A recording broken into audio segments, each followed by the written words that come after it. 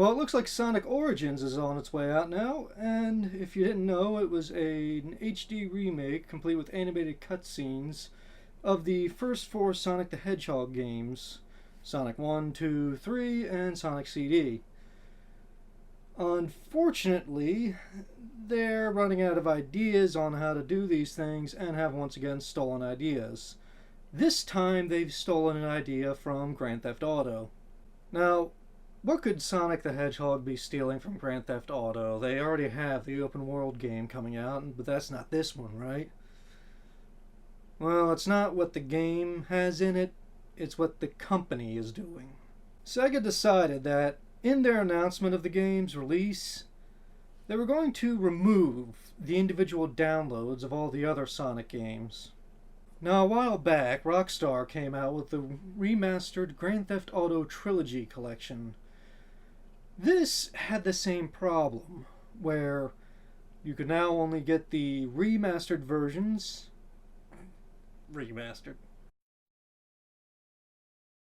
They wanted to make it convenient to be able to get everything in one package, so they delisted all of the individual downloads of Grand Theft Auto 3, Vice City, and San Andreas, if I remember correctly.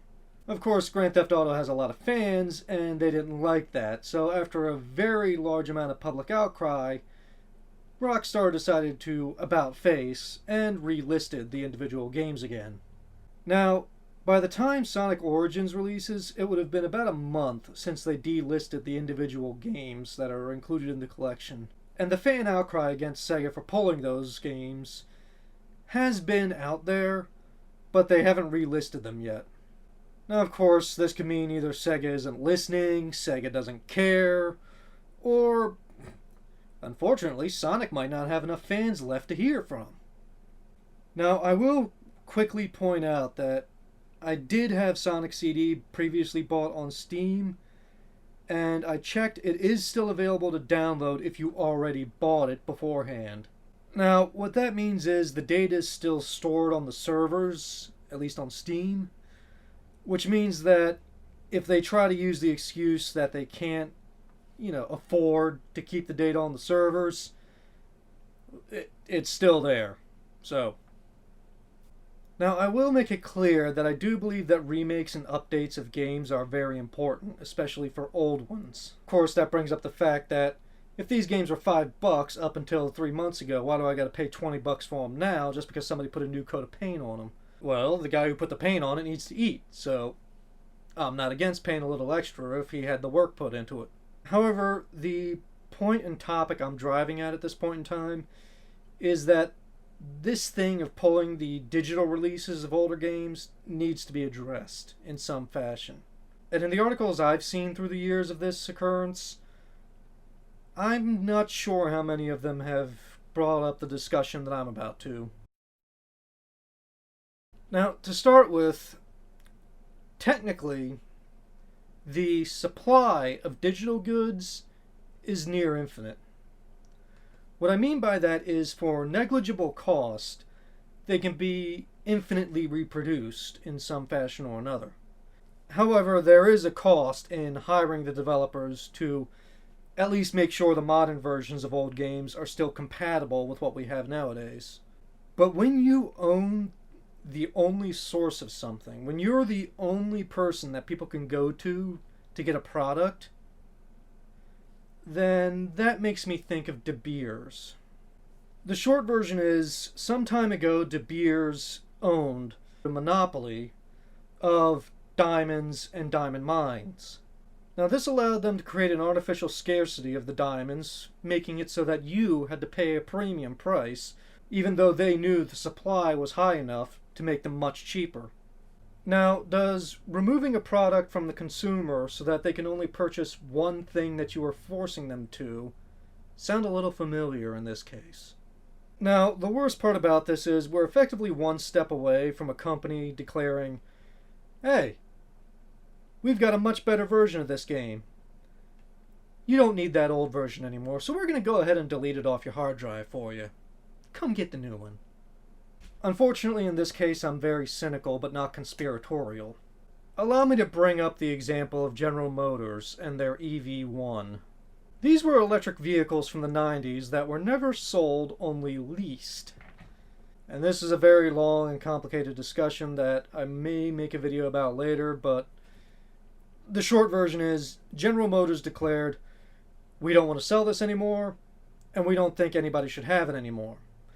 So we're now going to go out, take it from everybody who has a lease with us, because they signed a contract with their address and everything on it, and then proceeded to lump them all up and crush them so nothing could ever be used again. There's 40 that are still intact, but the agreement to keep those intact required them to take out functioning parts of the car so that they can never be used again. This line has been crossed before.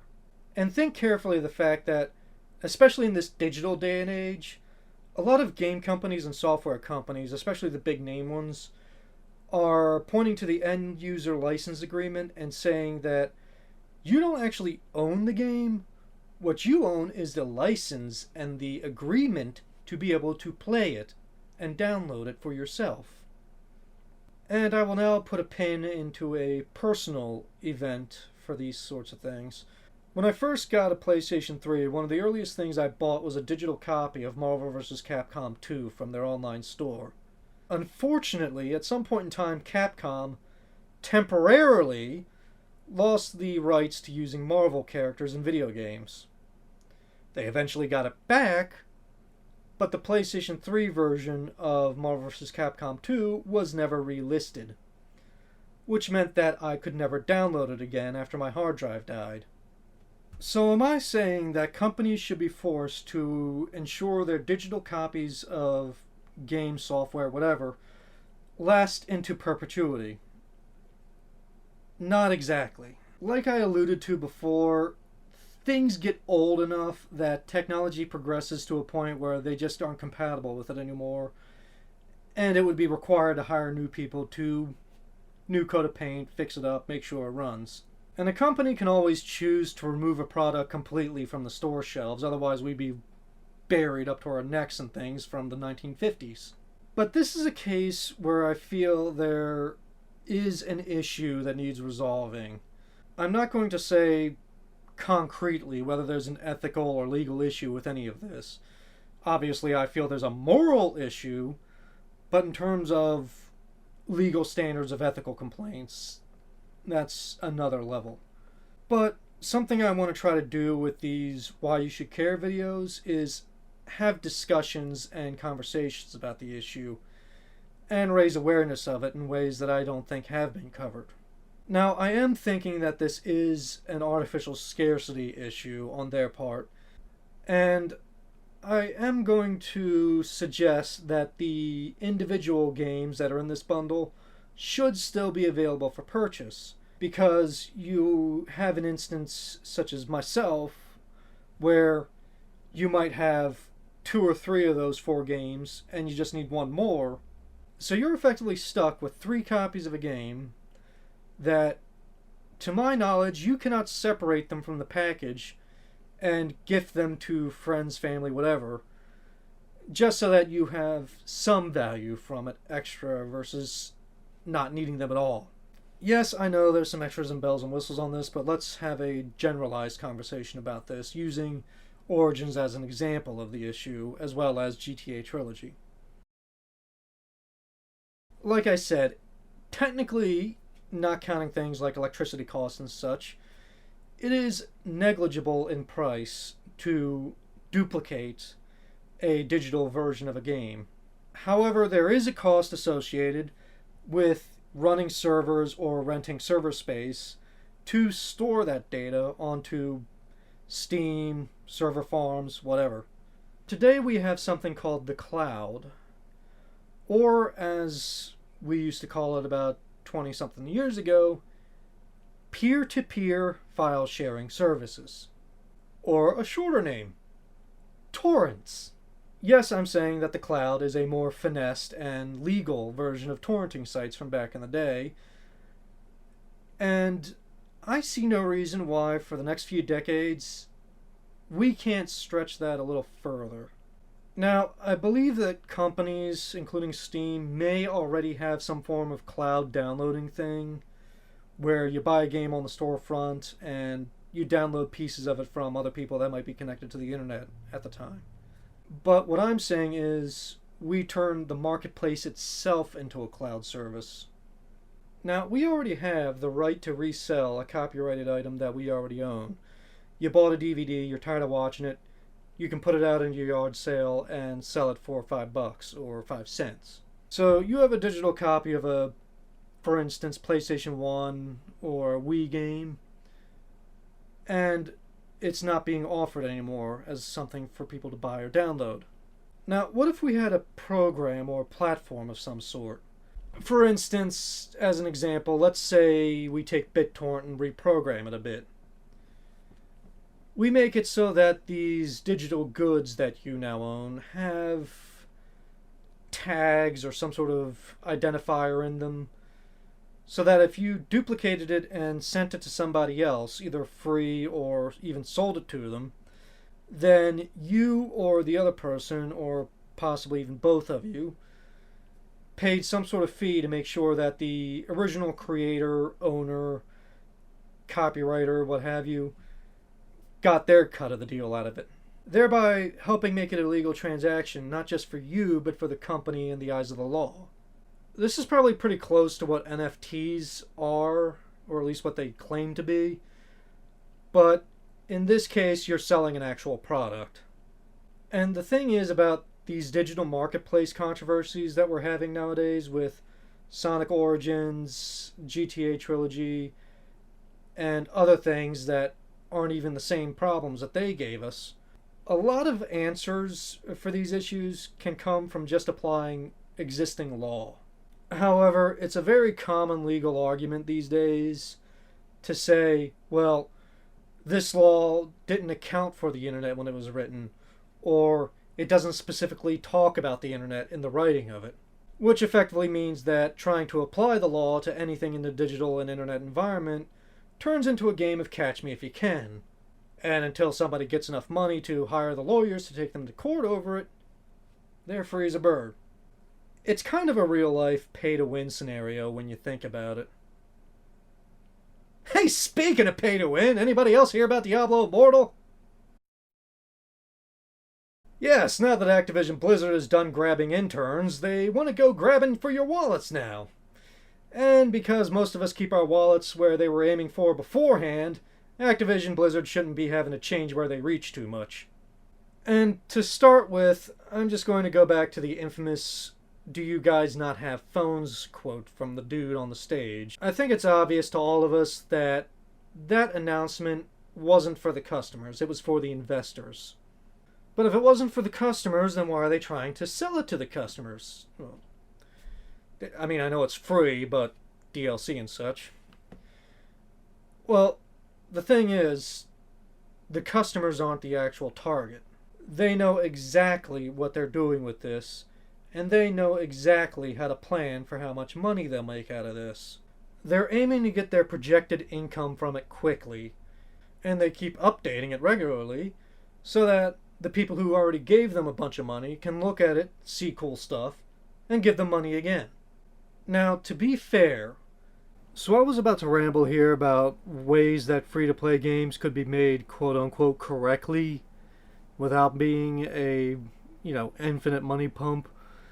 And then I remembered I actually did play one that was a quote-unquote correct free-to-play game.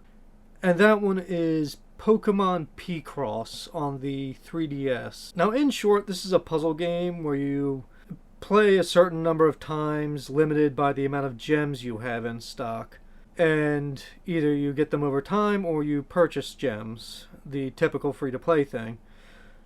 However, in this game, once you spent about $30, I think, it actually unlocked infinite gems. Effectively told you, you spent enough money, here, play the game as much as you want now. And I am sharing that because, well, I like that idea and I would like to see it more often in free-to-play games. An actual cutoff point where it says, you gave us enough money, have everything. And the interesting thing I thought of was, We've never really had pay to win stuff like this go away from mobile games and even paid games, but we never really heard much about it after loot boxes became a thing. Unfortunately for these companies, a lot of countries around the world are now declaring that loot boxes are gambling or they're having higher regulations on them. So they're trying to find a way to get that money made again without using the loot boxes themselves, which has them fall back to pay to win. And it's funny how Activision Blizzard is trying to backpedal from all this by saying, well, Diablo 4 won't have this kind of thing. It'll only have cosmetic purchases in it. Weren't the loot boxes in Overwatch cosmetic as well? And didn't you try doing a thing in Diablo 3 where you could sell in-game items using real-world currency? And speaking of the pay-to-win stuff in this game, yes, it is expensive if you pay to win in this game. It's like $50,000 to max out one stat on a character. But in seeing all that, there's a message I really gotta get out there. All you streamers that are paying hundreds and thousands of dollars to the game on live Twitch streams and things such as that, just to show how bad the RNG is in these things, stop giving them what they want. You think this is bad press for Activision Blizzard when you're showing people how much money it takes to get a 5-star gem in the game? Do you know what Activision Blizzard is really thinking when they see you spend hundreds or thousands of dollars in this game? Mission accomplished! And I'm going to point out something about the amount of money you're putting into this stuff. I am well aware that most, if not all of you that have done this, have access to accountants or financial advisors that show you how to take this money you've spent on stream and put it in your books as a work expense so that you can have it refunded to you when you do your taxes. Most likely quarterly taxes because you're self-employed. But that free money for you is free money for the company as well. And another thing to be clear about that was alluded to earlier. These gacha games, loot boxes, pay-to-win stuff, none of us that complain about it are the target market. And, in a way, not even the so-called whales are the target audience. Their target is all the rich people that don't care about their money. Their target is the poor people that don't care about their money. They love the people that are weak-willed and compulsive and always fall for their "the first taste is free, buddy" trick that they learn from their corner drug dealer. These systems in these games aren't designed to actually advertise anything that you actually want. They're designed to effectively brainwash the young and old, the rich and poor, to effectively be unable to resist the compulsion to spend the money that they're being asked to. And they really, really love it when little Jimmy finds mommy and daddy's credit card and buys thousands of dollars worth of stuff in FIFA without them knowing it. All these court cases and stories about this sort of thing happening, when the money's refunded, that's considered a loss in their accounting books. That money is insured by the company. So when Timmy's parents sue the pants off these people in court, they're not actually paying the money. The insurance companies are.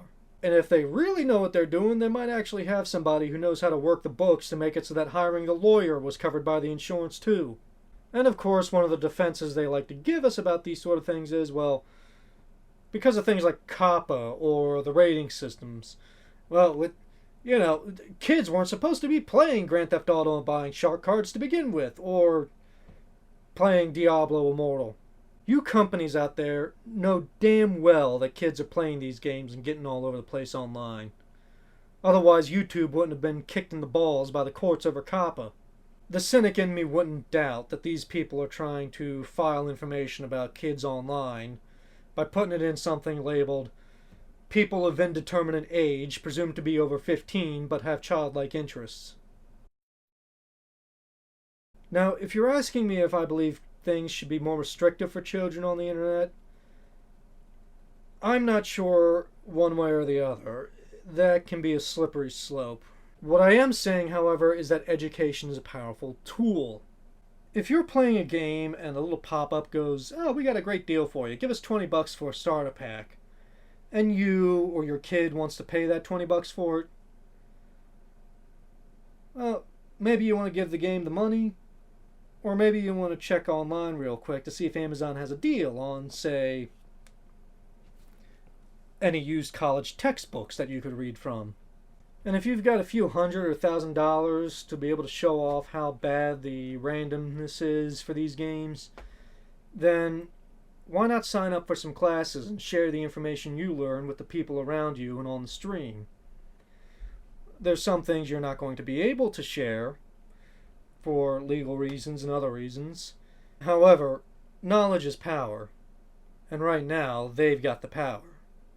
Right now, all this monetization stuff in these games, even the full price games, is all done for the shareholders and the people at the top in the company.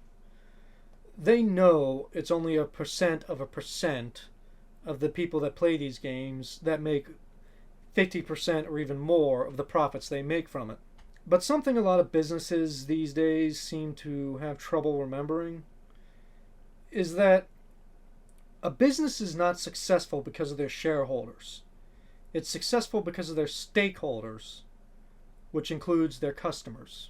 I do hope that you found this interesting, and considering current events, I felt that this was something that needed to be addressed and discussed. Now, the next video I'm working on right now is probably going to be a couple weeks, but it is going to be about a game series that I hold close to my heart and feel is worth discussing with everybody.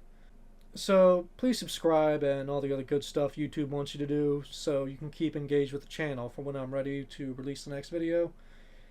And of course I will be reading comments for any suggestions you want me to do in the future, or responding to your opinions and statements on this video and others. So I will now go work on the video for the Danganronpa series, and hope that you all join me for that. It may be another multi-parter, it might not, depending on how things go with it. So until my next video is ready, remember that you should care about yourselves and others.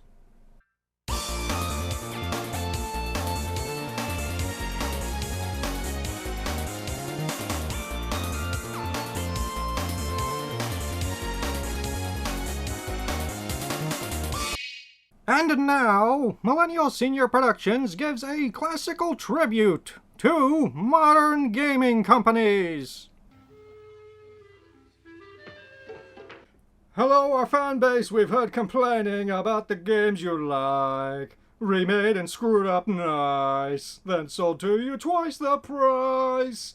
If you don't like that and you decide that we don't deserve your cash, then suckers bite me and you can kiss our ass.